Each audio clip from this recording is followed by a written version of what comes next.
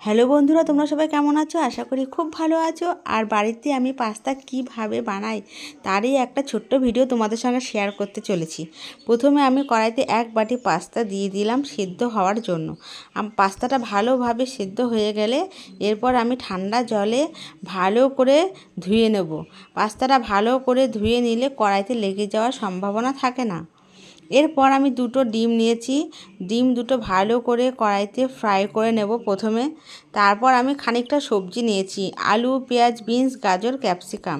এই সমস্ত সবজি ভালোভাবে কড়াইতে ভেজে নিয়ে তারপর আমি দিয়ে দেবো পাস্তা দিয়ে তারপরে সামান্য পরিমাণে লবণ, সোয়া সস আর দেব চিকেন মশলা খানিকটা। আমি এখানে পাস্তা মশলা ব্যবহার করিনি, তার কারণ চিকেন মশলাটা খেতে আমার বেশ দারুণ লাগে। এরপর আমি খানিকটা সস দিয়ে নাড়াচাড়া করে আমার পাস্তা রেডি। ভিডিওটা কেমন লাগলো বন্ধুরা অবশ্যই তোমরা কমেন্টে জানাবে, আর আমার রান্নাটা কেমন হয়েছে সেটাও কমেন্টে জানাবে। আজকে ভিডিওটা এ পর্যন্তই, টাটা।